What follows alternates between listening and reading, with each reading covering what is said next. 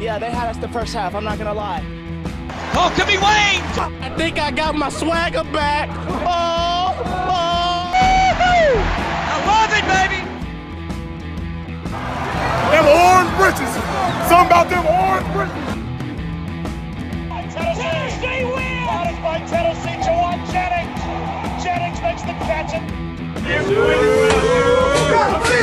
Stand by for you, have 6 men. We just won a basketball game, and we're very happy right now. When I got up this morning, I went in, I got right with the Lord a little bit, and then I turned my Bluetooth on, okay? And it came up, Iron Maiden, Leonard Skinner, and Ozzy Osbourne, and I said, ball game's over, boys. We winning this thing. Reddit, dit to do, and welcome into More Important Issues. It is Wednesday, December 29th, or December 30th. Game day. It's game day. Game day. You like it? You excited? You Oh, nervous? I am pumped. You know what? Like, I'm pumped about game day, but what I'm really pumped about is orange jerseys. And Cuonzo getting twaxed. You got your mic on? Dumb. God, I'm the worst. We're gonna start fining you. I need to be fined. We're gonna start I fining need Landon. some sort of accountability because I'm awful. Terrible. Anytime the mic doesn't come on, we're gonna fine Landon. Absolutely terrible. And we'll do like some kind of like it can go to a charity of like, I don't know, like CC's Pizza or something. Maybe it's just part of the show. I just don't plug in my mic. That's fun. That's fun. It's probably better. People are probably better off not listening to me, so that's probably fine. Tennessee, though, I know you're excited. I'm pumped, dude. You're not even nervous. Like, you put money on him. You don't sweat it. Don't sweat it. Just twaxing Cuonzo. What is that 3.5? Don't you just love that? I'm not even looking at the spread because I don't even want to get. I mean, that's. I don't even want to think about touching it. Also, you know something I realized last week though. I've already bet on him. I put that $50 of that bonus, that boost, at the beginning of the year. Yeah, the very first game. So you broke it, so you might as well just keep. But I feel like now that I've said it so many times, because you didn't know you actually did. So. I'm in a real crossroads. That dude has 8 billion armbands on. I love it. It's like the old NCAA games. Like, why? Sweat. Catch all the sweat. You think he's taking all the like freshmen? They give him like 2 packs, and he's like, "Hey, I'm gonna need your armbands tonight." I just love that an equipment manager has to put all of those in his locker. He's like, he's not even gonna wear them all, and then he wears them all. He's like, "Wow, he wore them all." I'm not even mad. I'm impressed. Why don't you just wear long sleeves? Yes. Also, it's. I mean, I love the. Does it make you better? Which I know you wore them too. The leg bands. I'm like, where are you keeping sweat off of there? Your feet? Yeah, big leg band guy. I did do multiple leg bands because that's slaw. Slaw, coming out with the hip terms. Yeah, I'm getting hip in my old age. I like it. Pruitt is slaw. I'm using it in a sentence for you guys that don't know what it means. I'm not saying. I'm just using it in a sentence. Slaw means slaw. Think about what coleslaw tastes like. That's what it means. It's gross. That's what it means. That's exactly what it means. You don't want to be slaw. How about that? No, absolutely not. Hope you guys have had another good week. Some of y'all may be off work, maybe enjoying some time with your family. I don't know. Maybe. It is almost New Year's. It is almost 2021. I like what you said, that the only certainty is uncertainty. Yeah. No one knows what's going to happen. Or what it means. It's provocative. No one has any idea. I mean, you've got guys in the transfer portal. We're going to talk about that. But I think what's interesting is that some of these guys in the transfer portal, I think most of them are gone. But not all of them are gone. Just because they're in there. Right, yeah. I mean, that's the thing. You kind of assume that once they go into the portal, they're like, oh, they're leaving. Mm-hmm. But they do have the option to come back. They do have the option to come back. And I mean... And Tennessee's not the only team in the country or the SEC that doesn't know what their roster is going to look like next year. Yeah. So it's going to be interesting to see how the portal plays out with everybody, but especially Tennessee. We're also going to talk about some of the 2022 in-state recruits and what that class is going to look like. There's some high-profile targets on there that Tennessee needs to Need to figure out how to lock up the borders. Some legacy guys. Some legacy guys. That's who I was talking about specifically. And then we're going to preview the Missouri game tonight. Vols in Columbia. The show me state. Is that it? Yeah. Geography guys. Columbia, Missouri. We know that. Columbia, South Carolina. Correct. Yeah. Wrong Columbia. They're in the It show is. me state. Like I said, we're big geography guys. We know that stuff. Yep. So we know where Columbia, Missouri's at. We could definitely point it out on the map. We hope to go there one day when COVID's over. Hope is a weird word to use, but yeah, we would like to see a game there. We will eventually see a game. Are you getting a rock? Oh, I'm taking a rock. Isn't that funny that I could go in there and take a rock? Like, that's their big reward for 4 years of playing football there, and I could just put it in my pocket and leave. Yeah. We should definitely take a rock. Or, I got a better idea. We could take in a rock and put it leave there. it. And every time it's shown, they're like, my rock's right there. And, like, not A even rock like that's not supposed to be. It's like a... Maybe, we'll take some Tennessee limestone. Okay, yeah. Yeah. Yeah. Little planting some... I don't know. Plant our seed. Yeah, that's gross, but yeah, I like that. I like that idea. I think we should take a rock and, like, leave a rock, take a rock.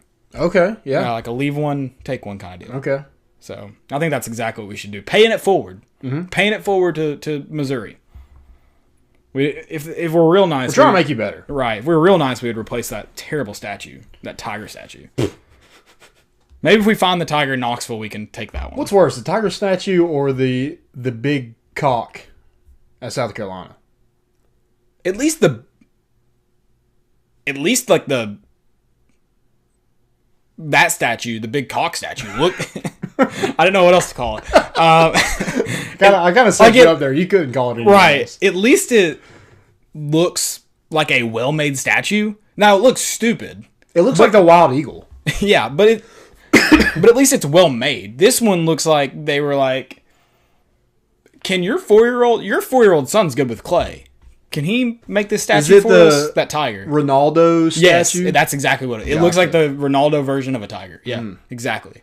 So I got at least give credit to South Carolina. What was like $1 million? I mean, they got their money's worth, I guess.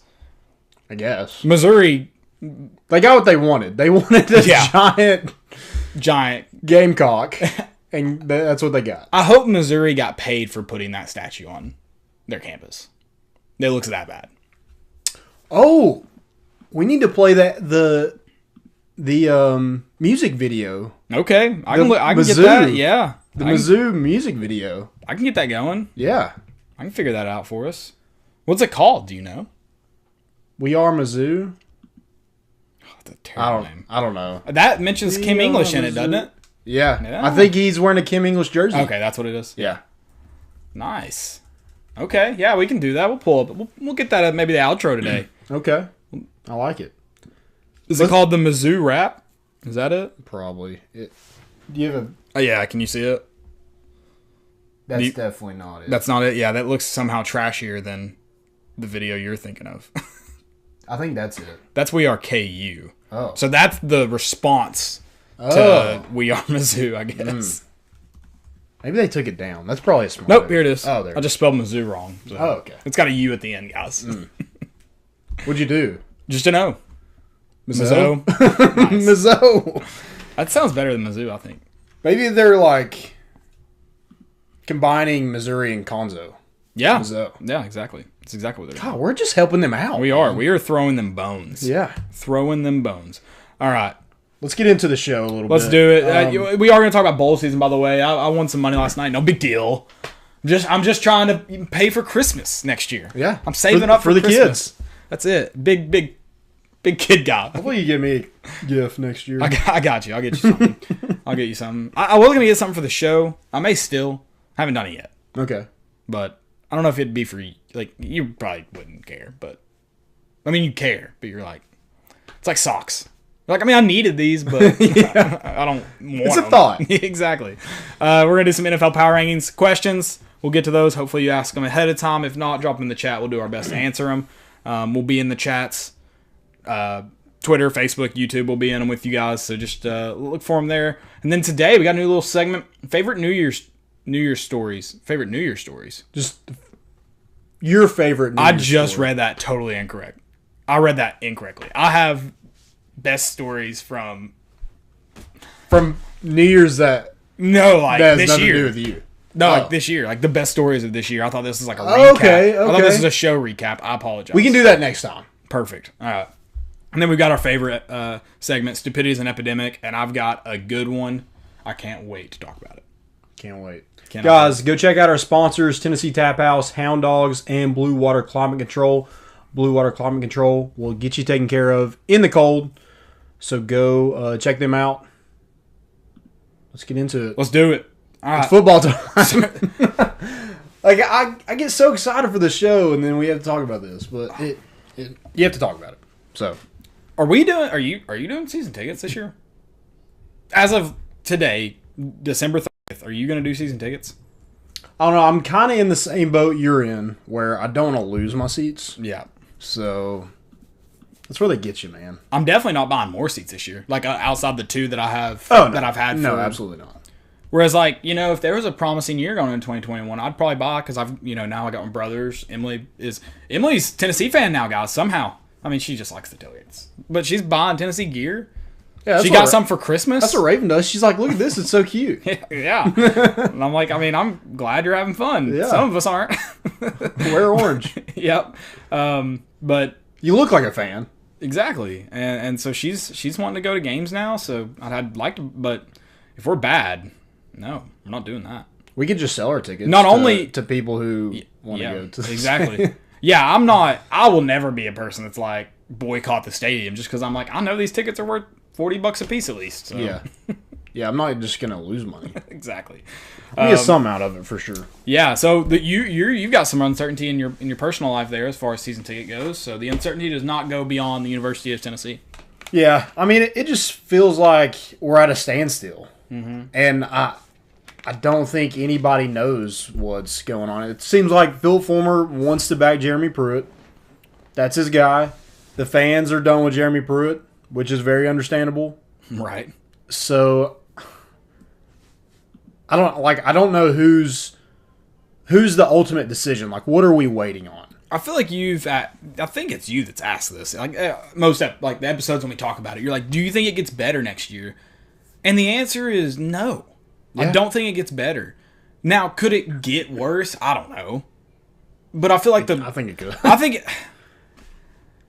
mean, if you lose a lot of those players on your roster now. Right, yes. Yeah, the new transfer rule definitely, I feel like, makes you need to pull the trigger faster. Mm-hmm. And I hate that because it's nice to try to ride with a guy, but that's the environment you live in. Like, it's every coach is dealing with it. Every program is dealing with it. So now with the rule, you've got to adjust. And if you have to pull that trigger earlier, pull that trigger earlier. I don't know if the season can get worse, but yeah, you're right. The roster could certainly get worse. And that's where I'm like, you got to pull the trigger. Because I think this year, if you'd gone 6-6, I think that would have been a disappointment. Yep. So, yeah, I mean, I don't know if the season could really get that much worse. Yeah. Yeah, it was a disaster. I think yes. you said that last episode. It was just a disaster. And we got that free touchdown at Georgia. On top, you're like, holy crap. Going into it, we thought we had a good football team. Yeah. But you didn't think you had the talent to beat Georgia. But when you get a free touchdown, you're like, oh my God. Turnovers, maybe. It could happen. Mm-hmm. You start thinking about it. And then that second half, I mean, it was just atrocious. It was very bad. And then from that point on, it didn't get much better. No. No. And someone mentioned it today. I saw it on Twitter today. And I just don't know after the way the whole season played out. I don't know if this is true anymore. We both had said it like in the middle of the season. But would Jeremy Pruitt get more of a pass if he hadn't ridden with JG as long as he did? Probably. You think that even like looking back now? I thought it, in middle November, end of November. Now I'm just like the whole team. And the same outcome? Same outcome. Okay. I mean, that's probably literally. I don't think you have the same outcome if you switch. That's a fair point. I agree with that. But I just mean if it was the same outcome for whatever reason. Because, I mean, I think the team looked worse. The offensive line seemed to maybe not got worse, but they didn't get better throughout the year. And I know they had some tough expectations. Because I think if you grade them out across the board on how they performed, they probably performed like on average with most offensive lines. But they were expected to be one of the better ones in the East, one of the better ones in the SEC, and that didn't happen, so they underperformed. Yep. So the offensive line just didn't get better. The offense was never great, probably rarely decent, but it was also so up and down. You had drives where you showed flashes and you looked good, and then you had drives where you couldn't get yards. And then you had the defense who, especially in the second half, third quarter specifically, just looked terrible. Yeah, and there's no reasoning for that. Right. There's no reasoning why you come out of halftime and look the way that you did. So that's why I'm just like, I think the JG thing, and I think you're right. If you don't start him, the season looks different. So it's hard to even say with the same results. But I think with the same results, I think Pruitt is... Yeah, it's still a bad season. And he's still talking about not returning. And I don't know. Because then you run in, if it is the same result, you run into the fact that you had to play a true freshman when you had a fifth-year guy. Yeah. You had a redshirt junior? No, he was a third-year guy. Redshirt sophomore and JT Shrout. And then you had Brian Maurer, who played some last year. So all three of those guys didn't develop any in the offseason, is what you were saying if you went with Harrison Bailey and had the same result from that point on. Yeah. Yeah. I mean... So you still didn't really help your case any. No. So it definitely ended up being a lose situation, but you rode with JG too long. That's the fact of the matter. I mean, you rode with him too long. That alone isn't going to define your career at Tennessee. It's not going to define Jeremy Pruitt's career at Tennessee, but it is going to be the front cover. Highlighted. Yes. It's going to be bolded, highlighted, the foreword of it. I mean, because I just don't. It's a bad. How do you not try another guy? It just seems like it just seems uncompetitive of a person. And then at the end of the season, like you couldn't choose a guy. Married to him, man. It's so weird. Married to him. So weird. And then I just want to know, why can't... So with all the uncertainty going on, I think it's hard to get staff because you don't know exactly if Pruitt's even going to be here next year. Right. It's hard. It's probably hard to get transfers right now because they're like, people think you're going to get fired. Right. So why can't somebody come out and say, he's our guy? And Fulmer, did he do that to a certain extent? Maybe, but it wasn't like we're 100% behind this guy. It was not, like I said, if that was your vote of confidence. It seemed very half-assed. Yeah, you don't have a lot of confidence if that was it. I think that proves that there is something to the investigation. If you're skeptical of it or ever were, I think the fact that you haven't seen anybody come out and just 100% say it in terms of, Randy Boyd or Philip Fulmer or whatever. I think that means there's probably something to it. And then that you haven't made a single hire in your defensive line or offensive line coach. And there hasn't been any names connected to it either. Which means there's probably not a ton of talk around it. Now, that doesn't mean he's not searching. I would hope he is. But I think that shows that there's some uncertainty in who's going to be in Knoxville come next year. And I don't know, do you believe the Nugs that there's going to be something happen today, or we're going to have to go live this evening? We might. So hopefully, hopefully it's the... So back when we first started this podcast in 2016, 2017, we're still kind of young in it. And when Butch Jones gets fired... not when he got fired. It was after the Missouri game, right? After the Florida game was when when we went live and behind Cool Beans, very drunk, and we're like, fire him, he's done. Yeah. Yeah, that was... It was the right decision, though. I believe we were right. It was not the right decision to go live. That's fair. We did have the right thought. That's fair. We should have probably waited till the next day. It's the thoughts that count. Yeah. The thought that counts. Yeah, no, you're right about that. So I guess that's my like. Are they waiting on the investigation?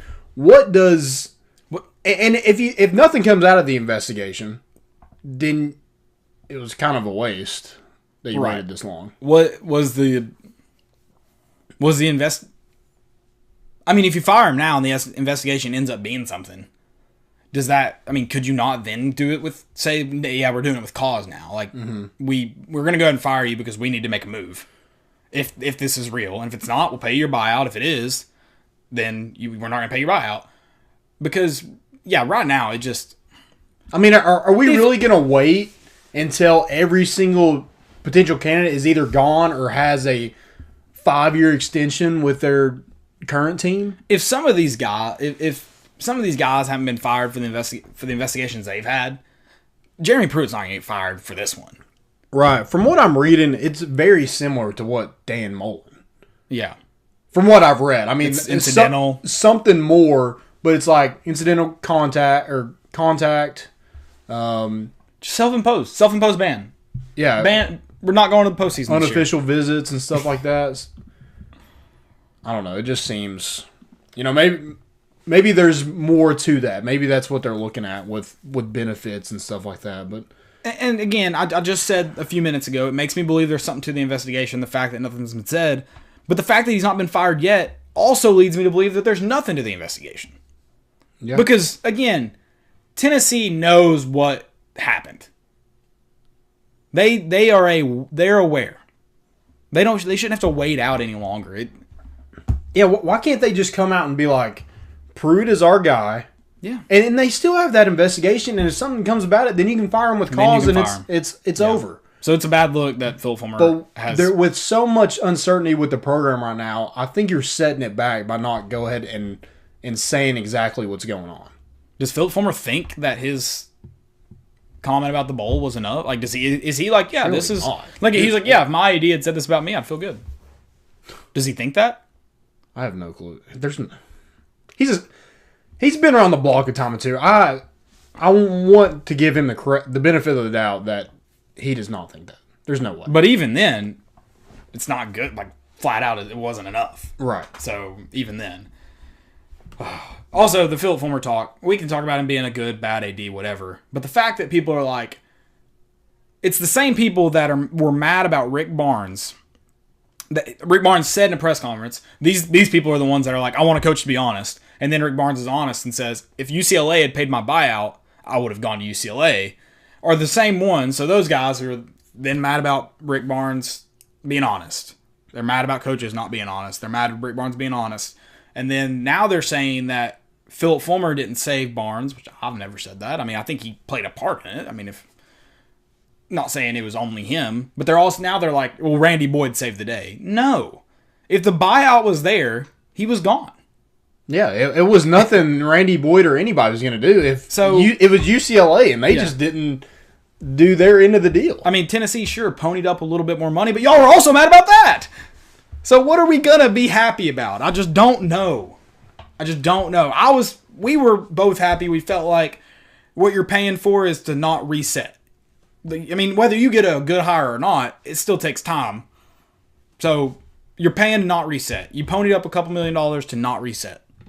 Yep. That was worth it. And it's clear that it was worth it now. The Kim English hire was obviously huge for Rick Barnes, but I know that, some of the two programs that have the most momentum have very, very little to do with Phil Fulmer, but he's also the athletic director, and he is responsible for the environment they're in, and that's fostered. So I'm not going to sit here and go, I mean, he's the reason the baseball program is doing good, or he's the reason Rick Barnes is back and the basketball program is doing good. But, I mean, he has his hand in it. He has a little bit. Yeah, and we've actually talked to some of the baseball staff, and they've said that he's had a big part. Right. In them, looking to get upgrading their field. That's a huge recruiting pitch to kids. Right. So, yeah, I mean, do I think he's done everything right? No. Right. But, yeah, I'm not willing to put him in the same categories I'm putting Jeremy Pruitt in right now. No. I'm not either. I think he gets he gets some more time. I think the thing about the football hire is it is the most important job that you have to put in that seat.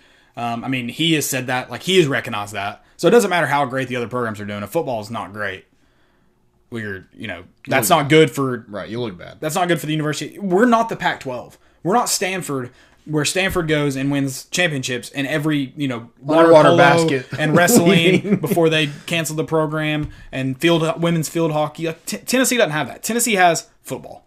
And that's the money driver. That's what fans care about the most. Sure, they care about basketball. I mentioned this last episode. There's not a lot of fans who have basketball season tickets that don't have football season tickets.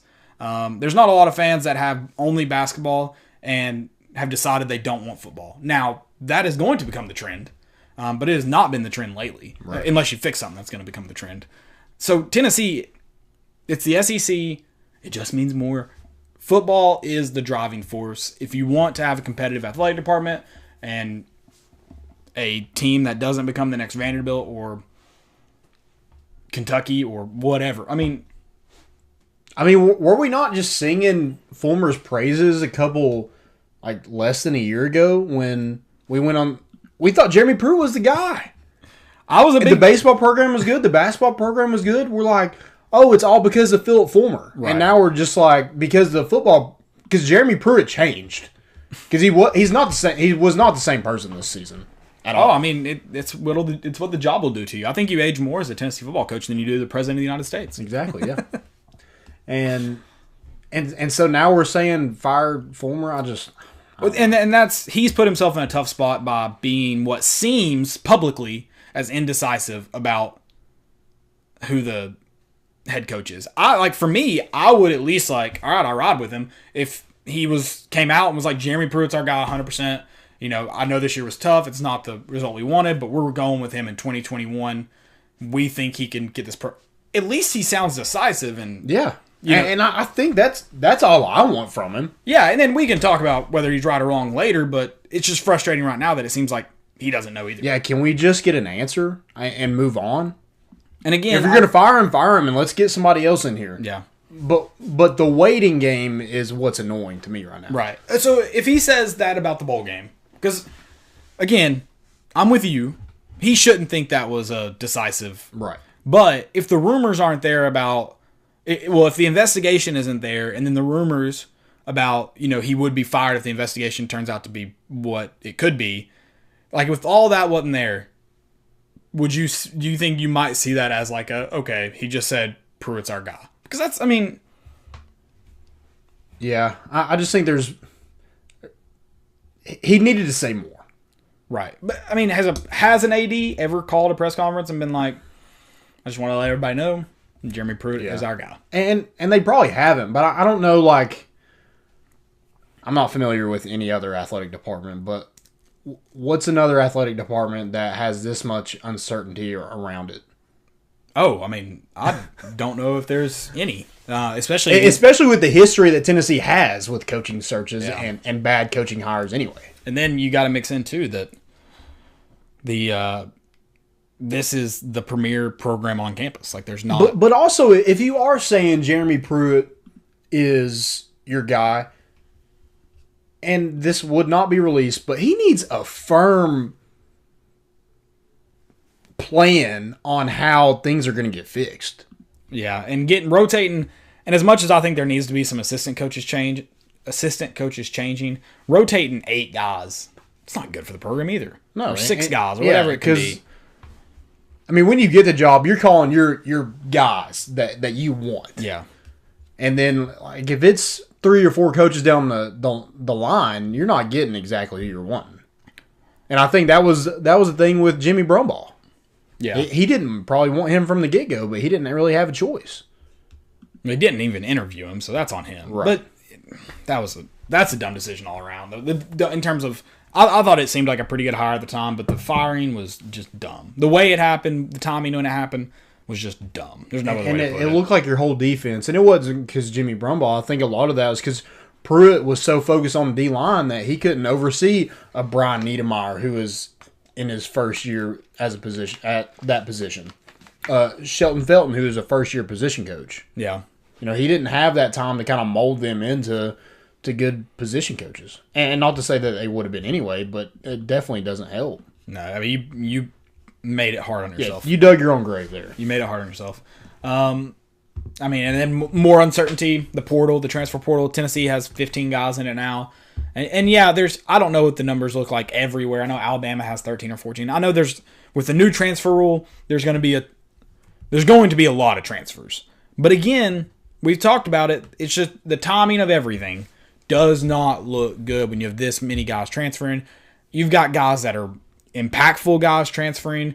I mean, no one's upset about number 2 transferring. But when that's been your guy the whole time, it's fair to be like, oh, why is that guy transferring? I mean, yeah. What changed in the last 4 games? Is he pouting that he got started over? Because if that's the case, he should have never been the starter at all. No. So if that's the case, then it just proves more to why you made the wrong decision. Is he transferring? Again, it is a tough spot Jeremy Pruitt's been put in, but he's put himself there. Yeah. Because he doesn't believe in the program anymore. Oh, does he just want to go play his 6th year somewhere else because, he feels like his time's up? Probably. That's probably all it is. But it's fair to ask those questions, and Jeremy Pruitt's put himself there. Yep. I mean, yeah, it's his grave. He dug it. Made your bed, you lay in it. What's he got to do to win you back in 2021? He's got to win football games. That's it. How many? Do you have a number? A lot. I think you have to win 8 games. For me to be like, okay, maybe you can be successful here. Right. But if you go 6-6, that's another thing. How can you confidently keep this guy around next year? Like, if the thought in your head is, I might have to fire this guy mid-year next year, just fire him now. Yeah. Fire him now. 6-6. You can't tell me right now Hugh Freeze and Jamie Chadwell couldn't come in here and win 6 games here in Tennessee next year. You can't. There should be a lot of people who could win. Exactly. Who do you have? You have 3 cupcakes in Pittsburgh, and then what do you have? Pitt is going to wear us out. You have Vanderbilt. That should be 5 games, easy. Pitt is going to beat the brakes off of us. Just wait. I'm gonna be upset. But yeah, with the transfer portal, DeAndre Johnson, he was like you said, there is some impactful guys, and the fact that it's so many, like the 15 number just looks bad. Yep. But it's no one that is just like, man, I wish he'd be back. DeAndre Johnson was a walking personal foul. Yeah, but he crushed us. But you lose a starter. You lose a guy that played a ton of snaps. Yeah. You also, which I know you didn't have him this year, and you at least were able to play some more guys at tight end. But losing Austin Pope, that's there's some guys that hurt, and I think Austin Pope's one of them. DeAndre Johnson might be one of them. DeAndre Johnson hurts. He did some dumb stuff, but losing him is going. You're losing playmakers. Right. Now, again, I know I'm not naive to what he did. Some of the things he cost Tennessee, but at least he was getting close enough to the quarterback. There were guys on our roster that they couldn't even tell you what number the quarterback was wearing. That's how far they stayed away from him. Yeah. So yeah, it looks bad, but I don't think it's. There hadn't been. It's not as bad from a roster standpoint. So I do think there are some transfers that will hurt Tennessee. There has not been a single one that I've seen that I'm thinking that is an alarm to what's going on inside the program right now. Yeah, and it's not somebody that I can right now say that dude's going to be all conference. Yeah. If tomorrow, next couple weeks, Jeremy Pruitt lost guys like Eric Gray or Henry To'oTo'o, cannon. You can't even think twice about it. So where did the Henry To'oTo'o thing come from? Someone just asked us. I haven't heard the rumor. I'm not sure. I've heard that rumor a lot. I don't know. If you lose your best defensive player, fire him on the spot. Yeah, a guy that by all accounts looks like he wants to be at the University of Tennessee. Yeah, absolutely. For him. Anytime they have a press conference or anything, Henry To'oTo'o is a speaker. He's an ambassador of this football program, like it or not. Yeah, if he decides he wants to leave, that is the alarm that I'm like, he's got to go. Yeah. And that's when I'm like, all right, Phil, if you can't do it, then Yeah, let's move on from that. barring any, which a guy like Henry To'oTo'o, barring any like off the field issues, but I don't think, unless he is just, you know, I don't think that'll happen with Henry To'oTo'o. Yeah. I could be wrong. I don't know him personally, but I'd be shocked. yep. I'd be shocked. Anything else for the transfer portal? Any guys you want to mention? Any guys that you have seen from other teams that you're like, they need to find a way to go get them on the roster? Well, Bailey Zappi is going to play for Tyson Helton. And I think, again, like you're with recruiting and then with transfers, with the uncertainty you have, that hurts. Because you think kids don't look into that? They don't see Twitter and be like, oh, are you going to be fired? You don't think they ask when he calls him on the phone? He's like, hey, buddy, you know we're in Tennessee, blah blah. They're like, yeah, are you going to get fired? I'm sure that's asked. Yeah. Oh, I mean, you got to ask because it's not, are you going to be here next year in 2022? It's like, are you going to be here for the season I'm committing to play for you? Right. Yeah. So I mean, I'm sure that's difficult right now. I don't know if they reached out to Zappi. I don't know if they reached out to any quarterback. Mm-hmm. But I think it would benefit them to add a transfer quarterback of some kind. No, I mean, you need more depth in that room right now. It looks like it's just going to be Brian Maurer and Harrison Bailey and Caden Salter. So, and one of those guys is a freshman. One of them is Brian Maurer going to be here? Yeah, I mean, not even just here. Is he going to be healthy? Yeah. So, I mean, that quarterback. Yeah, he's one scorpion move away from not playing football anymore. Poor guy. Yeah. Also, JT Shrout landed at Colorado. Yeah. I think he could be. Yeah, go Buffs. I think he could be very successful in the Pac-12. I think he could have been successful in the SEC. Certainly not a super polished quarterback, but he'll have 2 years of eligibility, I believe, and I think he's got a really good chance of being successful. Yeah, I think that's the Pac-12 is probably a perfect place for him to go. I think almost all leagues, because the SEC maybe wasn't super quarterback friendly 5 years ago. You know, if you're talking about a transfer quarterback, unless you're transferring like to a contender, the SEC is probably not where you want it. Now, every league I feel like is quarterback friendly. I mean, but yeah, maybe the Big Ten. It's a not pass happy. Yeah. Place, and that's where it needs to be. Where right now we look like a team that if we can't run the ball, we're just not going to score. It's a lot of fun to watch, let me tell you. Yeah, it's great. But and is that not another thing with a transfer quarterback? You don't watch Tennessee on film and be like, you know, what is this? Right. So I was going to go look to confirm how many years of eligibility JT Shrout has left. They took him off the 2020 roster already. Yeah. The 2020 season's over before he transferred, before he announced it. It's so weird. So he's played 2 years, so he'll have 3 years of eligibility left. Right? Because this year doesn't count. Yeah, that's right. Or no, sorry. This year was his third year. So he would only have 1 year left if this year counted. Right. But he has 2. Yeah. So he just has 2 years. Okay.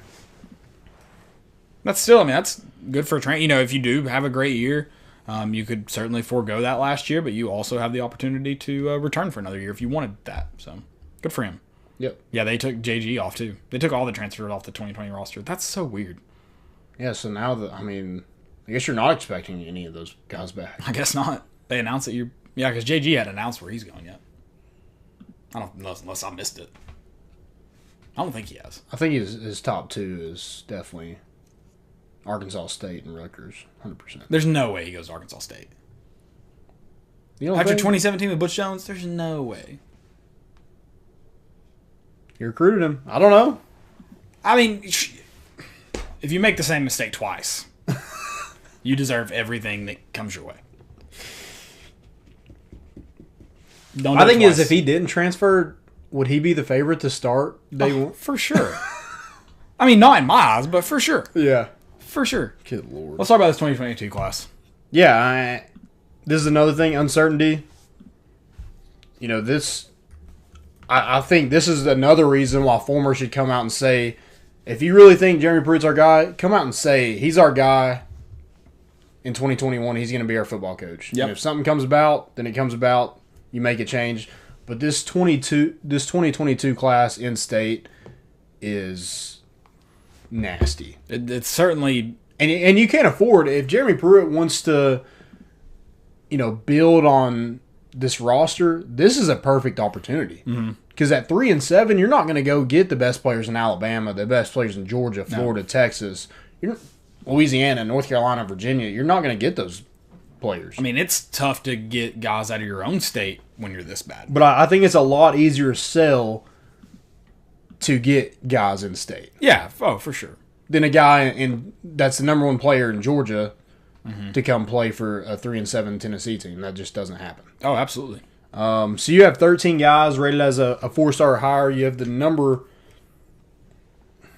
He's a top 5 player in every ranking. I think he's number 1 on 247. That's Walter Nolan out of St. Benedict at Auburndale in Cordova. I mean, when Jeremy Pruitt, I guess, is out of quarantine, he needs to, as long as he's still the coach, he needs to set up shop in the Nashville areas and Memphis areas. Yeah. So you got Cordova, you got Westview and Martin. You can just go get all your violations at Oakland High School. Yeah. And Jordan James, who was at Brentwood Academy, transferred to Oakland, won a state title. Isaiah Horton transferred from Innsworth to Oakland, win a state title. He's a 4-star wide receiver. Yeah, Fisher Anderson, who's an offensive tackle. The Wade twins from Summit. I think that's south of Nashville. Yeah. Dallin Hayden, Legacy. And, I mean, I don't know what he's going to play. Is he going to play running? He looks like a running back now, or as maybe 2 years ago, he looked more as like a DB. Right. But he's more than capable of playing multiple positions. He's at Christian Brothers in Memphis, Cody Jones in Germantown. You got Caden Martin, another Legacy, and Knoxville Catholic. Who knows if he'll even play football. Right. Cam Miller in Memphis, the 4-star wide receiver. You have Langston Patterson, who Kane Patterson was his older brother, and he's a linebacker at Clemson. Gotcha. But he's at CPA in Nashville, so, I mean, dude, just a ton of talent. I think it's kind of similar to the 2022 where you just had a ton of, high-level talent in the state of Tennessee. But I think this one just is better when you add in Walter Nolan, Ty Simpson, who is probably the best quarterback that the state of Tennessee's ever produced. Yeah, I mean, a guy like Ty Simpson is a program changer. Yep. And those are, like, you got to land Ty Simpson. Yeah. Got to. And I don't know. I mean, Ty, he's been on campus a lot, but, man, how do you turn down offers from Alabama and Clemson? I mean, that's places you could be a day one starter. And I think that's the thing is, like, you have to be like, you have to play for your home state, change the, I mean, you can't really say change the culture, I guess, because you've been here for 3 years, but, build something. Yeah. Build your own legacy. But you can't show, you can't be digressing when you sign him. You have to be on the up. He's not going to go somewhere that's tanking currently. Yeah, no, I think that's kind of what he's waiting on. I feel like if Tennessee won... If Tennessee had been 6-4 this year, they're probably in a lot better spot with him. Yeah, or 7-3, 8-2, he might have already been committed. Because I feel like he really wants to be at Tennessee. I just don't think that you can really sell that you're setting him up for the NFL. Right. And I would agree. I mean, look at that offense. I wouldn't blame a soul for not coming to Tennessee currently, just because if you're talking about making kids better, how can you blame them for looking at the current state of the roster and the player development? How can you blame them? Yeah. I would love for them to come to Tennessee and be successful. It'd be a lot of fun. But how can you blame them? And if you're I know a lot of people, well, this is why people don't want to come to Tennessee. No, come here and get better, but I'm with you. I've seen nothing that says you can get better here. So I'm with you. Find a coach that can make you better. If Jeremy Pruitt is given another year and he wants to stick around, this would be his opportunity to win some fans over, getting some of these recruits. I think the 2022 class is too late. Because, I mean, look at the 2021 class. It's not falling apart, but it's way far back from where it was in May. When so, I mean, I think Jeremy Pruitt, if he wants to be around in 2022, I think he has to go win I think it's just win. I think that's all it is win. Oh, yeah, he's got to win next year. Yeah, 2022 classes. I mean, but you can't have the same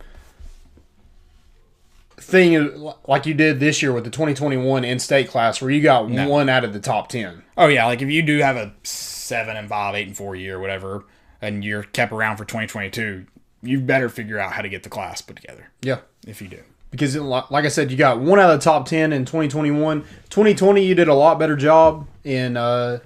You got 6 out of the top 10. I think the top 3 or 4, I think, are the ones you or maybe you landed the top 2. You landed 3 out of the top 4. Mm-hmm. But you're gonna have to do that. You're gonna have to make 2022 a priority. It was no secret that you didn't in 2021 like you did in 2020. So if Jeremy Pruitt really wants to be around, I think he's gonna have to do a lot better job of recruiting the state of Tennessee. Yeah, no, 100%. I agree. Go to Memphis. Cordova, Germantown, just set up shop. Yep. That would be the place to do it for 2022. Yep. All right, let's start basketball. Basketball school. Basketball. Undefeated. Staying that way, especially after tonight. I've got Vols, so you said it was at 3.5? Yeah, that's what I saw earlier. I've got Vols between 5 and 8 points. Victory. Yeah. So they cover. They cover. Think it could be more if Tennessee's able to find their rhythm shooting. The only reason Missouri scares me shooting is because of their opponent, because they have shot very poorly this year.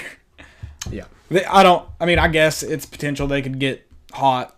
I don't know, but they're a very poor shooting team. Last year they ranked like 369th in shooting. This year they're at 277th, I think. This is not a good shooting team. They are not far behind Tennessee in field goal percentage. Tennessee's at like 47%. They're at 44%, but they're just shooting 28% from the field. Tennessee's 34%, I think, from the field or from 3-point range. But we've also seen Tennessee get a little. They picked up that pace a little bit in the last couple games. Mm-hmm. I don't see a reason to believe that Missouri would just magically pick it up this game. No, I'm kind of with you on that. I mean, but give Missouri props. I mean, from going 15-16 last year to be 6-0 and ranked number 12 in the country, and you've won big games. Oregon, Illinois. Yeah. Oh, I can't wait for this matchup. The fact that you get to open SEC play with a top 15 matchup as the University of Tennessee, it's going to be a nationally watched game, a conference watch game. It's at 9:00. It is at 9:00, which sucks. But people are going to keep their eyes on it because this has implications for the rest of the season. This isn't a throwaway Wednesday night game against Vanderbilt and Mississippi State. Like this is an important game for a lot of reasons. So it's going to be it is a fantastic way to open up conference play. I don't know how. And you get to play Cuonzo Martin in Missouri. Yeah. Former coach. Is he a VFL? We count him as a VFL. According to John Adams. John Adams said he's a VFL. Is that his name, John Adams? The Knox News. Yeah. Yeah.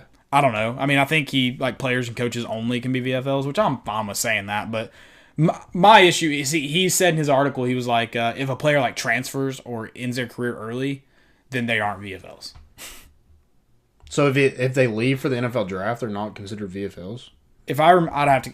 I mean, I'm not going to go back and read the article, but yeah, something like that. Fair. Something like that.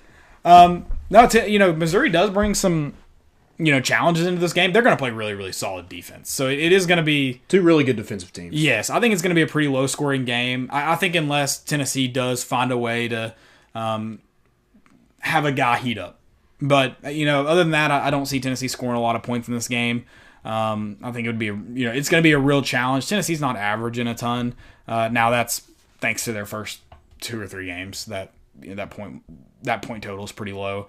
But Missouri's also not allowing. They're allowing 65 points a game.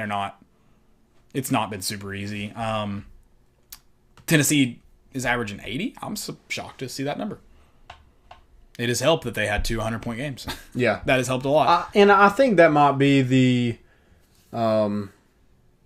kind of difference in this game, whereas, both teams are good defensively. I think Tennessee has more talent. And so if there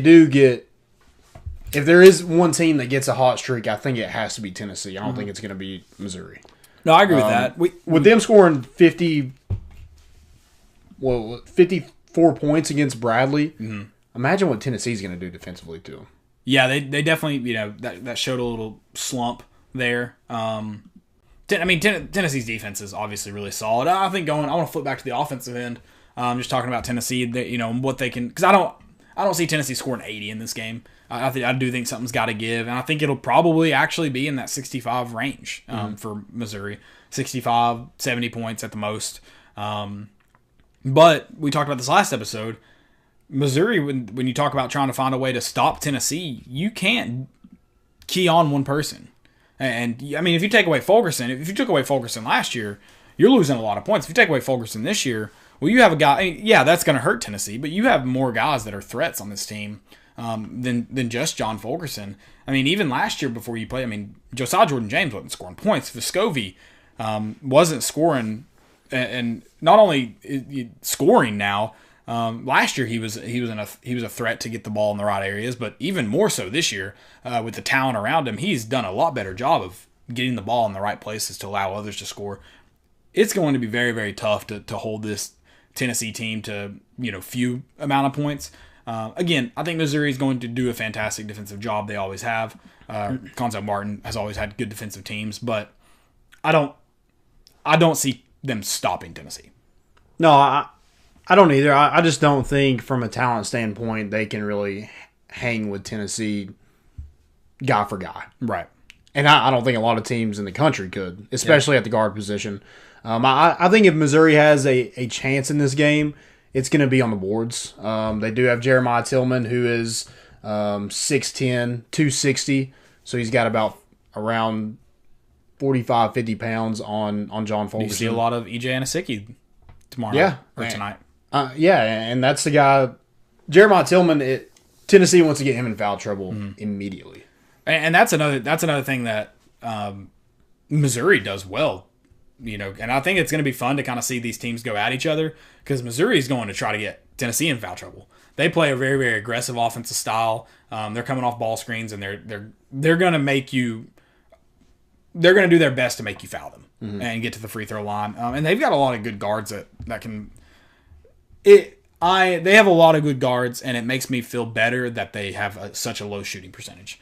If you look at a team like this, and they're shooting just a little bit better, I would say they strike a little bit more fear in an opponent. But the fact that they're not, a lot of their points are coming from the free throw line, makes you feel a little bit better. Now, Tennessee playing an aggressive defense is going to have to be smart tomorrow night. Now, the good news is you can rotate 8 to 10 guys. And they have a lot of experience, too. Most of those guys are juniors, seniors. I think the only sophomore that they have really getting any minutes is Kobe Brown, and he's a 6'7", 240, so a Grant Williams type player. So if Missouri's going to have a chance, it's going to be down low. It's going to be banging around, just moving guys out of the way. But you do have, like I like what you said, E.J. Anosicki. He's that type of guy, too. So I think that's a good matchup. That's something to watch. And if you do get Tillman in foul trouble, you have John Fulkerson who's shooting like 90% from the free throw line right now. Yeah. So he's going to cash in those two. Put you in a better shot. You also have Olivier Cuonzo, who's played a lot better the last couple of games. Yeah. Hopefully that carries over. I do realize it's been against lesser opponents, but you mentioned it. Maybe get that confidence up and allow him to perform a little bit better against SEC opponents. Missouri does have a lot of good guards, but Xavier Pinson is their leading scorer, and he shoots 24% from three.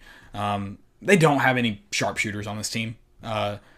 And I think it's only going to get worse. Yeah. So that today with Tennessee's defense. See, I hope, but Tennessee's forcing everything from inside out. They're not going to give up anything easy down low. And most of what they're going to give up is if you want to live and die by the three. Unfortunately, fortunately, Tennessee will let you live and die by the three. They're not going to give you the easy points. They're going to make you score out there from range, but. Thankfully, this Missouri team, when you talk about playing a top 15 opponent, so they'll shoot the lights out today. Yeah, probably. But when you talk about playing a top 15 opponent and you're telling me that You're playing a number 12 team that can't shoot to save their lives. That makes me feel better about Tennessee matching up against them. Yeah. And like you said, they do a lot of screens, try to get, mismatches. There is nobody that you can really, Tennessee can switch and be just fine at any position. Yes, that again, I think this Missouri team plays well into Tennessee style. I mean, you mentioned there's some height matchups, but not even really height, just weight.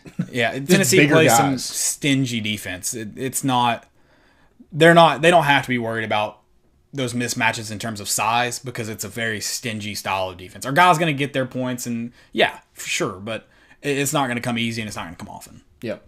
They definitely got more girth than we do. Yeah, girth. For sure. Tennessee does, the 3-point thing scares me because it just takes a couple to fall to give them the confidence where guys start shooting more and shooting often, shooting fast. That scares me. But the good thing is it could happen on the other end of the floor. Missouri plays a very, very similar style. Tennessee offensively, right now where they haven't been able to put in a ton of offense, it is just motion. Like you're going to have guys that get often or open often. Victor Bailey Jr. will shoot the ball from anywhere on the court at any moment. His hands are ready. If he hits a few, I think he's going to be confident and he can make a lot of threes tomorrow night. Yeah, and I think you'll see more of Fulkerson and Pons.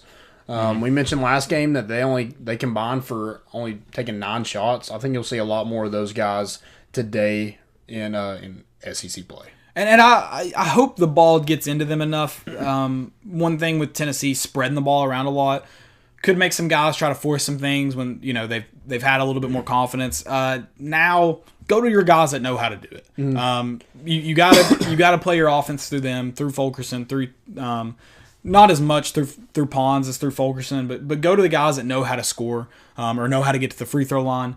That's not to say Jaden Springer and Keon Johnson shouldn't be taking their fair share of shots, but they definitely don't need to come early in the shot clock. They definitely don't need to force things.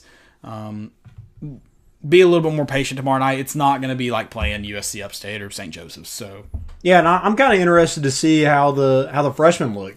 Yeah, going into SEC play because they played Cincinnati, Colorado, but I think this Missouri team is a lot better than those guys. Yep. I mean, Colorado maybe they haven't lost a game since they lost to Tennessee. Mm-hmm. So I don't really know how good they actually are, but we'll get to see on full display tomorrow how good this Tennessee team really is. Because I had somebody tell me that Tennessee's overrated.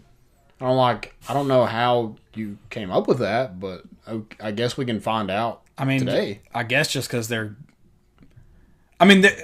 Tennessee can't be underrated. Like they're either overrated or exactly where everyone thought they should be. Because it's not just Tennessee fans. I know Tennessee fans are super high on them and are obviously very, very excited about a team, and they should be. We should have the right to be excited about this team. If this team was playing for Kentucky, or this team was playing for Kansas, or this team was playing for Duke, they would obviously as well be a Final Four. Everyone would go, that's a Final Four team. Mm-hmm. And now that you have experts saying this looks like the makings of a Final Four team, yeah, that's right. And sure, they can't be underrated. It's you are not allowed to call this team overrated because it's easy to be right about it. Yeah. Because it's accomplishing the thing that they should accomplish is one of the hardest things to do in athletics. But right now, how do you call somebody that's stupid. Overrated when there's no proof to it? No, there's definitely no proof. You're undefeated. But again, you've won by huge margins. You've scored over 100 points in 2 games. Yeah. How do you no game has been close. That's another reason this game kind of makes me a little nervous is because we haven't played a super close game yet. And I think it's going to be close down the stretch. And Missouri has. Yeah. So you saw that with Bradley. They ended up pulling that one out. So, yeah, that kind of makes me a little nervous just because we haven't done it. But we've experienced too. Yeah. It's not like we're just full of freshmen. Right. So, worries me, but it doesn't at the same time. Yeah, for sure. Tennessee's going to be fine. We're going to win. Cuonzo's going to lose. It's going to be great. G-Man Vols is going to tweet out Cuonzo in all caps after the game. Cuonzo! I can't wait. Yeah, it's going to be fun. Rick Barnes and the boys taking them to church. to church. Baptize them in the rocks. In the rocks. So Tennessee obviously will take on number 12 Missouri tonight. That's 9 p.m. on the SEC Network. I think it's on TV, so don't worry. I don't think you have to stream it. Then they take on Alabama. That's January 2nd, Saturday, 6 p.m. on ESPN2. Is the next game coming up. Guess we should have previewed that, but we'll wait. I think they played Ole Miss last night. They did. They end up winning that game. I almost bet on it, but I decided to stay away. I don't know if they did or not. They did. They did? Mm-hmm. 82-64. They ran away with it. I almost bet on them, but I was like, nah, I'm good. Because I've seen Ole Miss play a game this year, and they look terrible. Yes, they did. I watched them play some like lesser opponent. It was like Central Arkansas, and it was terrible. It was Central Arkansas, and the over did hit. The over was like 150, something like close, that. Wasn't it? I think it was, but it was a pretty insane amount of points, so it worked out. But yes, that was what they played. You're right.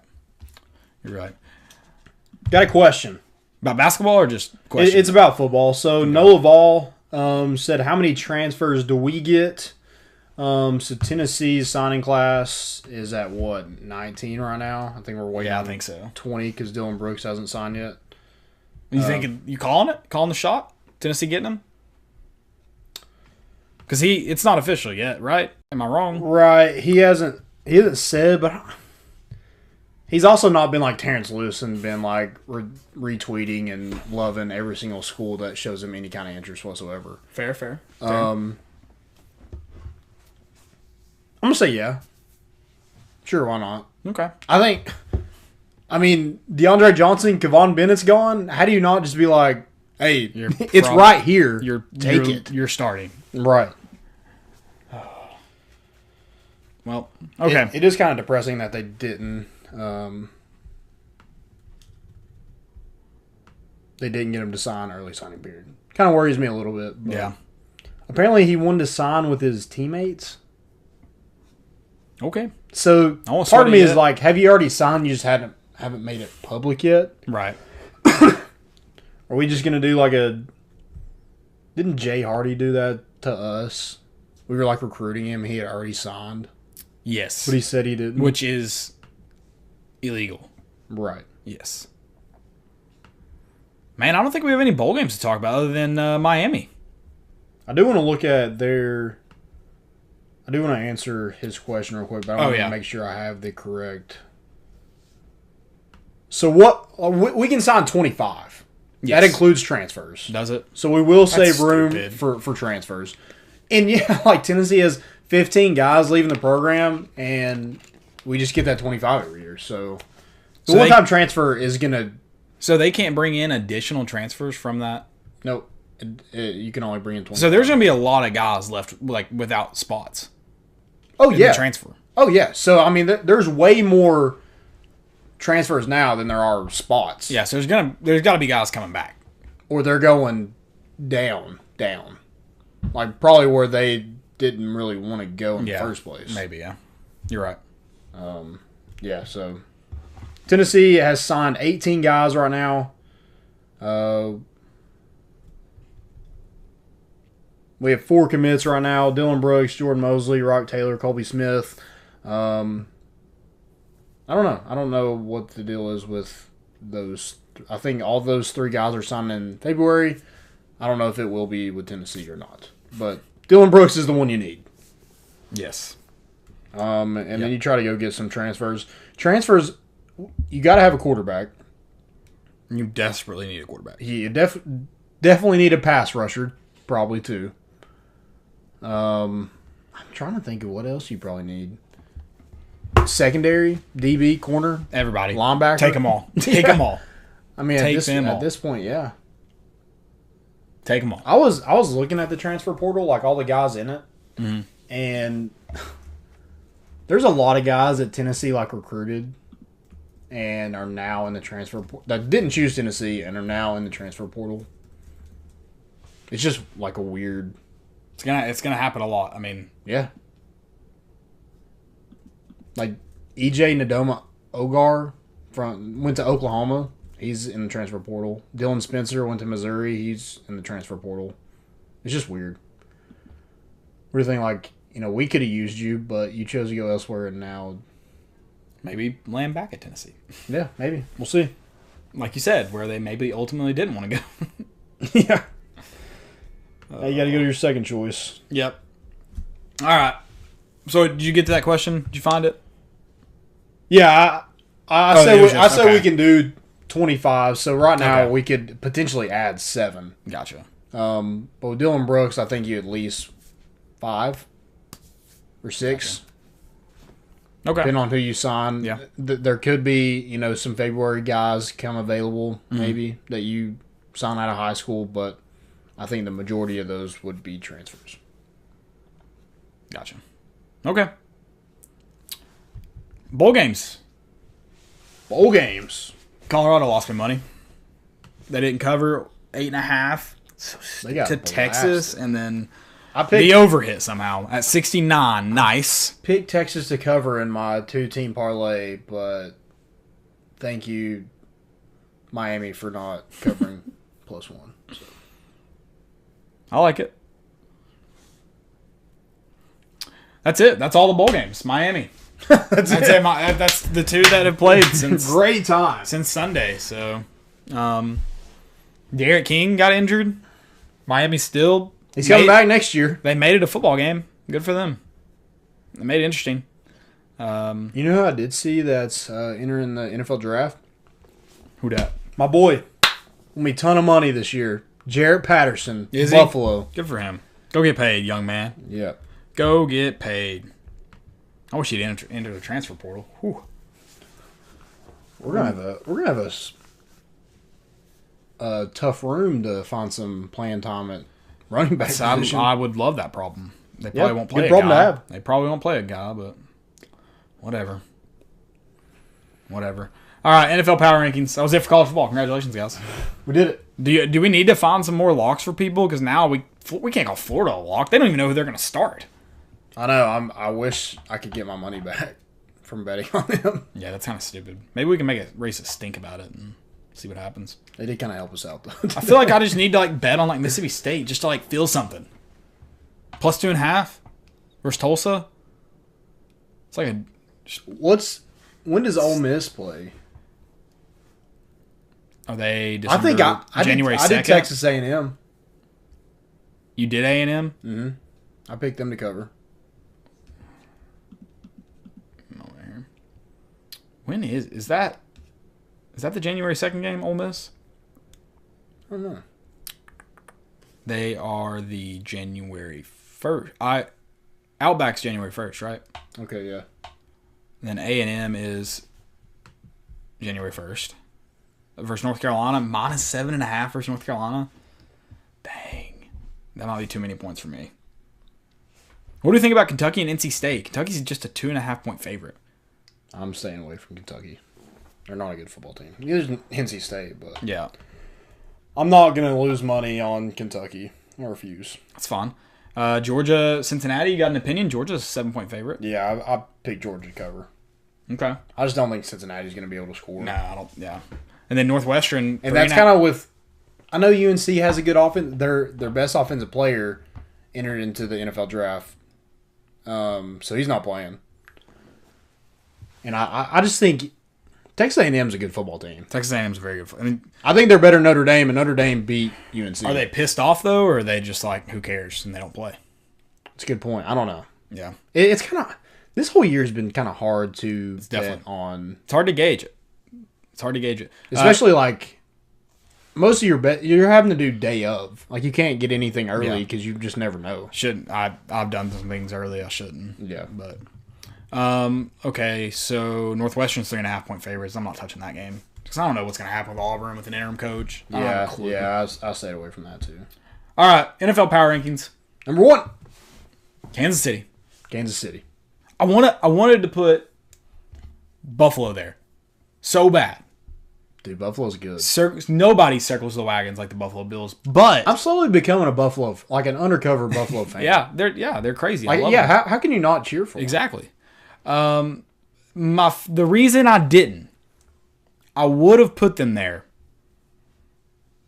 but I've got to put Green Bay at number 2. Oh, you can't go beat the crap out of the way Tennessee's looked this year. Beat the crap out of them. I know it was in the snow. I know it plays to, them Wisconsin boys.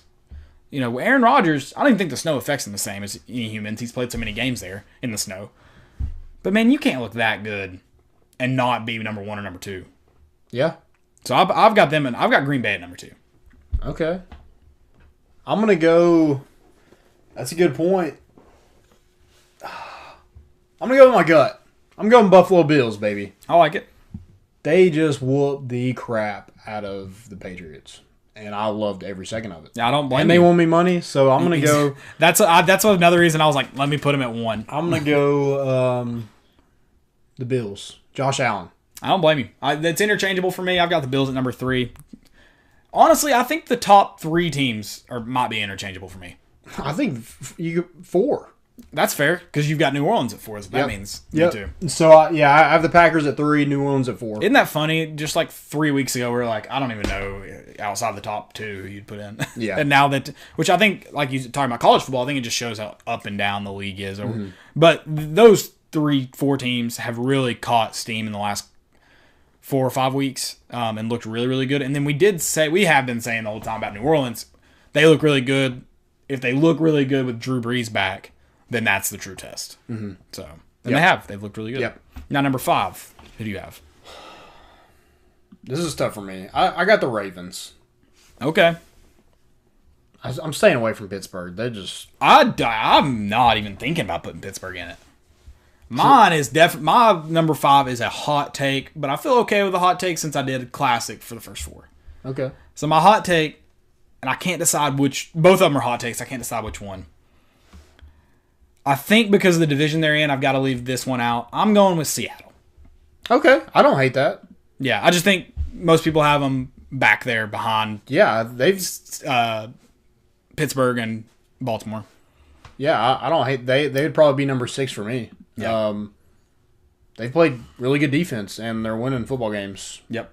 Got a really good offense, good quarterback, good receivers. They found a running game with Carson. Yep. So, yeah, I like Seattle. So it's 7 teams now instead of 6. So, I mean, I probably could sneak Tampa Bay in there, too. Tampa Bay? Dude, they look... It pisses me off that they look good. I just hate Tom Brady. You wanted Belichick to be successful and Tom Brady not to be? What's funny is I think in 5 years, if Tom Brady's still playing in 5 years, I think Belichick will be just as successful.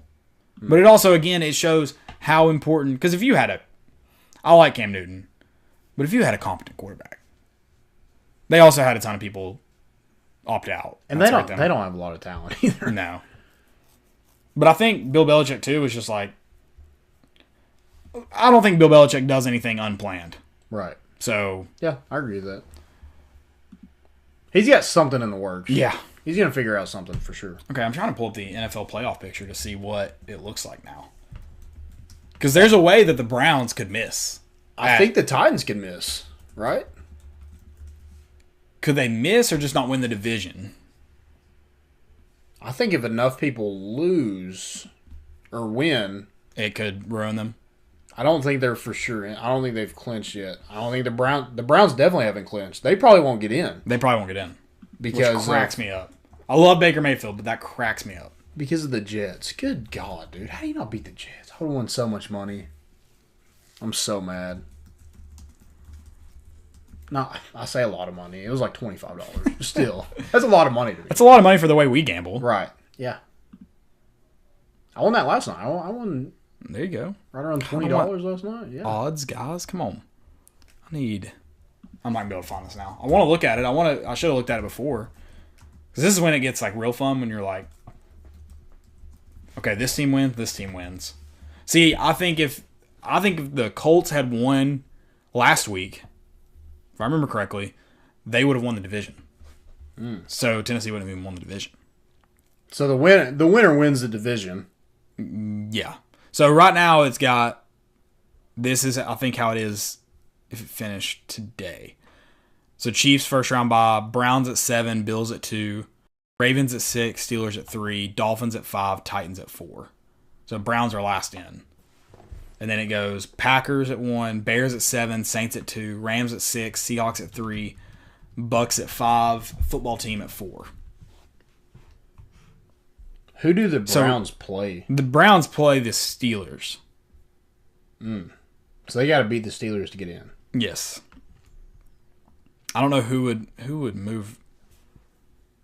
So if Indianapolis wins, that could shift the whole picture. Yeah. So the AFC is whack because you've got Titans at 10-5, Miami at 10-5, Baltimore at 10-5, Cleveland at 10-5, and Indianapolis at 10-5. And almost all those teams are in the mix. It's Tennessee's playing Houston. Who's Indianapolis playing? They played the Titans. No. Tennessee plays Houston this week. Oh, that's right. I'm not sure who Indianapolis plays. So Baltimore has to win. Cleveland has to win.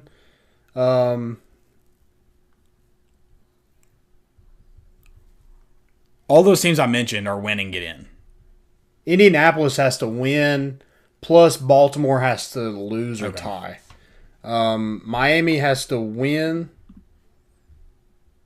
or like a bunch of stuff. Yeah. This is all like or a bunch of stuff. Tennessee has to win, or Indianapolis has to lose. Gotcha. And then the NFC is way more secure. No, Tennessee clinches a berth with a win. They don't even have to win. It's Baltimore loss or a Miami loss. They clinch. Oh, they clinch a spot, not the Yes, division. correct. Okay, yeah. They clinch the division with a win or an Indianapolis loss. Gotcha. And then the NFC is pretty much Locked in. Arizona and Chicago could flip, I guess. And then You got Washington and Dallas, right? for the division, Yeah. yes.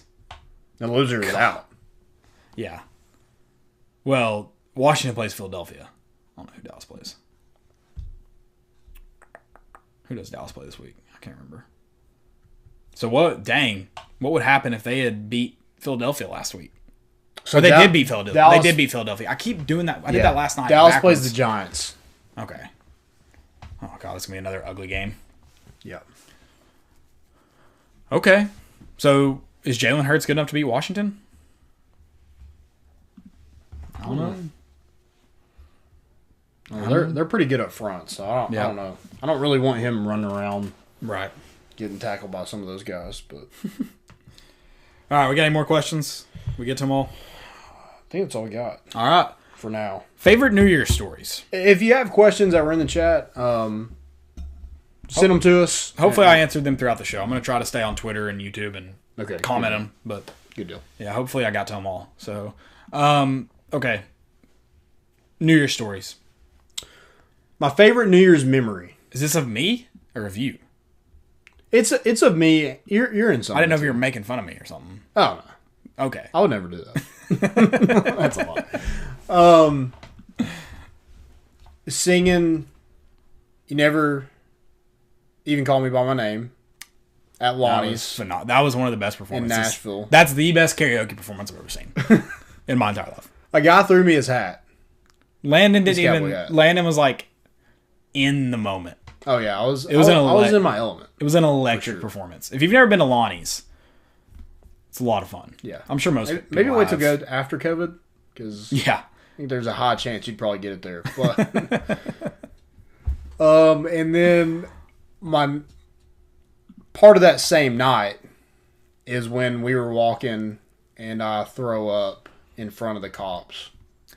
I didn't you see wasn't with this. me? I Oh, that was with with you, Brody. But I didn't see this. Yeah. I threw up right in front of a police car, and they just look at me, and I just walk off, and they just start dying laughing.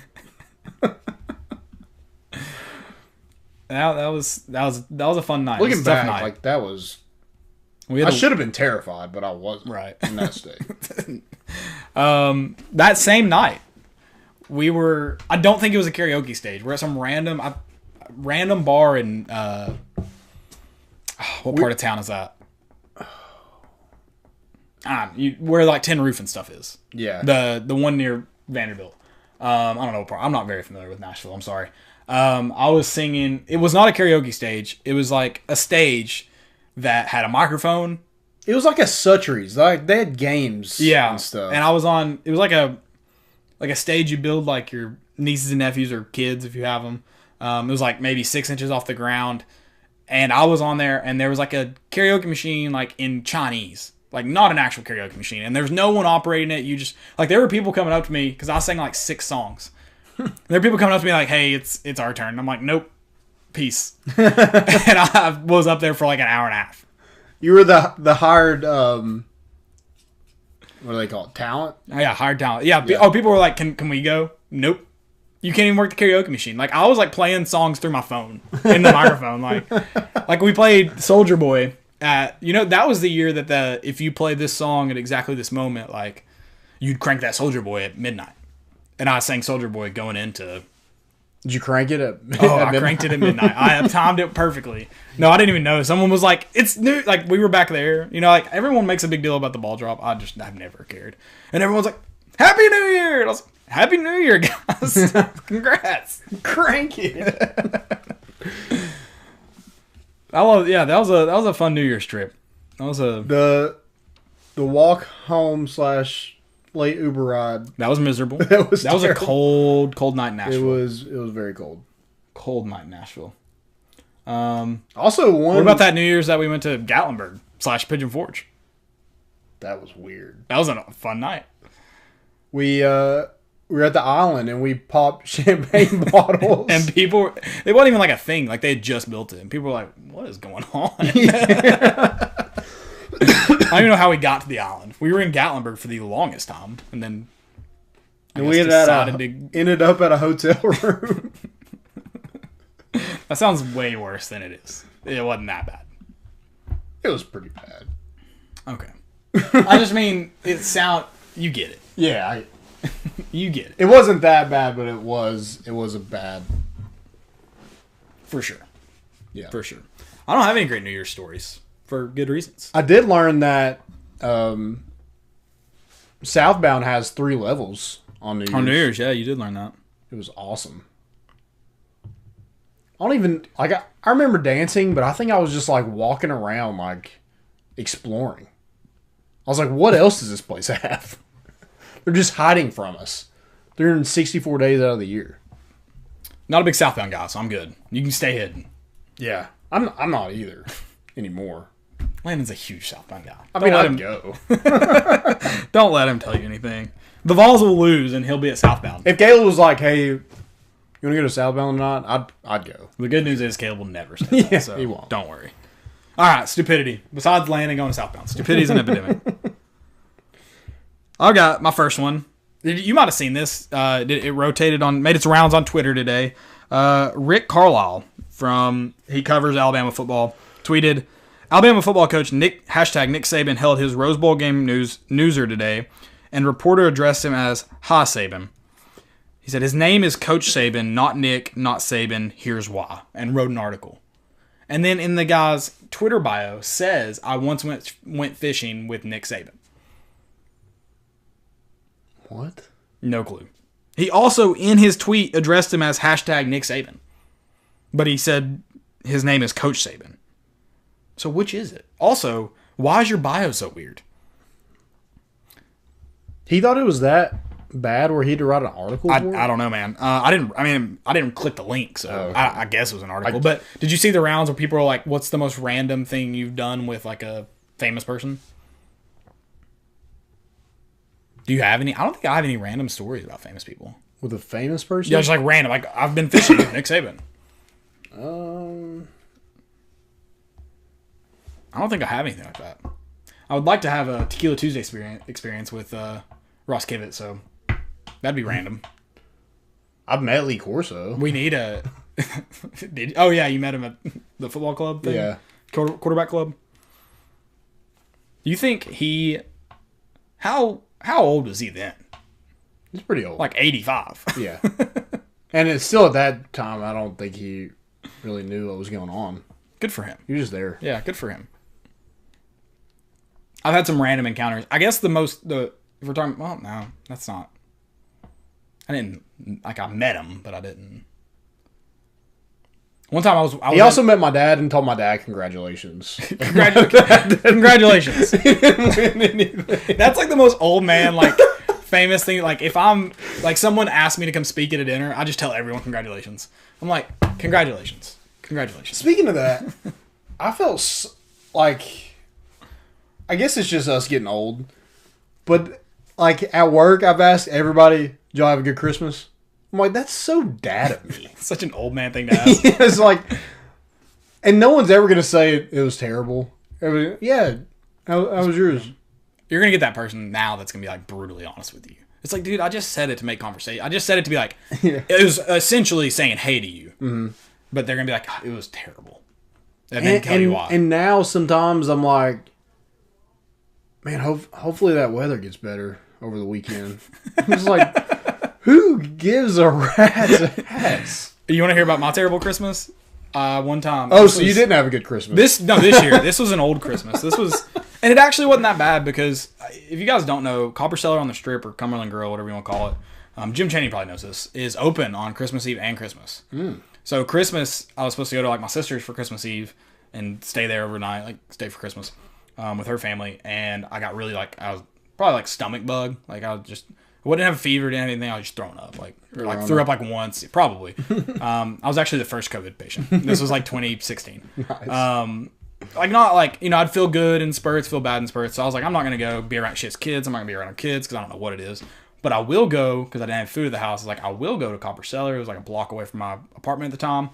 I will go to Copper Cellar and drink on Christmas Eve until they close and eat, and I did. Well, they didn't open Christmas Day until like 5 o'clock or something like that. I was like, I'll go back there, obviously. So I was like, I need to get food. Nothing's open. So I went to Pilot on the Strip. Oh. And I didn't have like anything other than snacks, but they did have a hot dog, like on the rollers. I had one bite and I threw it away at the gas station. Nope. It was the worst hot dog I've ever had. It ruined my Christmas. That's how Jimmy Haslam's hot dog ruined my Christmas. Oh, man. You know what you got to do to ruin a man's Christmas?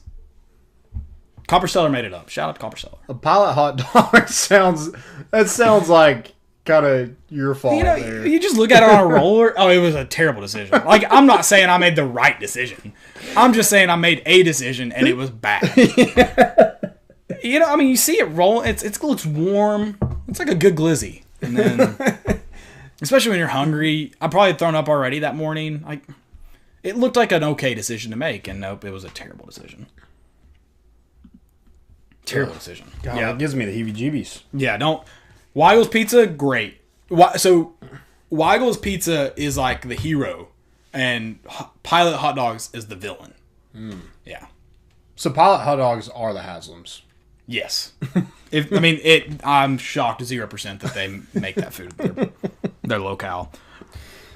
All right. Stupidity. Yeah, Stupidity. Bleacher Report said, how many points are the Mavs beating the Clippers by? And it's a picture of 21 Savage and J. Cole. What does that mean? So there's a song, and it's like, how many something a lot. So they're trying to do that, but it's just of those two. So it looks like they're saying, how many points are the Mavs and how many points are the Mavs beating the Clippers by? 21 Savage Cole. Like, it doesn't look like it makes any sense whatsoever. Yeah, how many people understood the reference? I definitely wouldn't have understood I had to go in the comments because I was like, what are you trying So that makes me feel better because you probably listen to that music more than I do. Yeah, you definitely do. But so that makes me feel better. When they said a lot, I got it. Right. I was just like... But you also didn't because... Right. And I also listen to that music, so it's just like... That's bad. Exactly. Just bad. So you didn't get it. No. I had to go like an old person does and go in the comments. I do that all the time. So. Especially like on Instagram. There's so many like things I don't get. I don't understand the reference. Speaking of that, which people probably didn't get it, I thought I had a great tweet. I'll show you later. Last night, no big deal. Any other stupidities? I think that's actually all I got. Just Bleacher Report, man. I did find it hilarious that the South Carolina players didn't want to play for Mike Bobo. And they're going to have to play for Mike Bobo still? And then, They not probably- only that, then they brought Will Friend over. Yeah, that too. Well, I mean, I've been saying it, because since Brian Kelly said that stupid-ish about, well, we may not play if our families won't be there. You're gonna play in the college football playoff. Are you gonna play in the Cheez-It Bowl if your parents can't be there? You may not want The to play. Gasparilla Bowl. Yes, you probably will have at 3-7. Tennessee didn't want to play. Yeah, they'll try and pass that up best they can, but not. If Tennessee's playing in the college football playoff, they would not have passed it up I would have been for there. anything. I would have been there. For anything. So Would you have paid to go? hell yeah, and I would have used a credit card and then just used my stimulant. Donald Trump would have paid for my trip.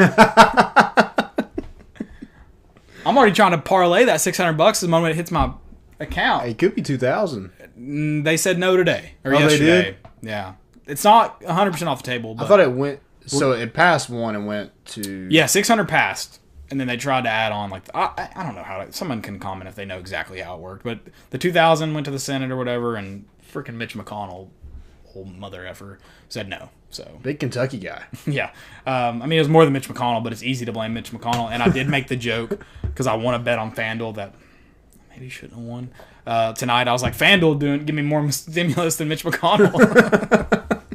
So, but the irony of all that is the $600 is going right in my FanDuel account. So Yeah. I'm trying to make it. I'm trying to make it $2,000. I'm trying to get there. Donald Trump's going to make me earn the $2,000. I'm going to have to parlay that 600 into $2,000. I'll do it gladly. Yeah, it's fine. Gladly. Appreciate it. Guys, appreciate y'all listening. Go Vols. Undefeated. Kicking off a great win tonight versus Cuonzo Martin. I hope we don't have to be back with y'all after the game to recap. I mean, I think it's the right thing to do to fire Jeremy Pruitt. No one likes to reset. Resetting's not fun. Yeah. I just want some clarity. That's all. That's I want. fair too. Clarity would be nice. So I guess I would be a little relieved of it. Yeah. I just want a decision. That's fair. Whatever it is, let's move on. Do you think from they where we're at drop right it now. right before the basketball game, or what do you think they do? It'll How probably do be they right in the handle that? middle of it, like everything else is, because it's stupid and no one understands. Right. Just love it.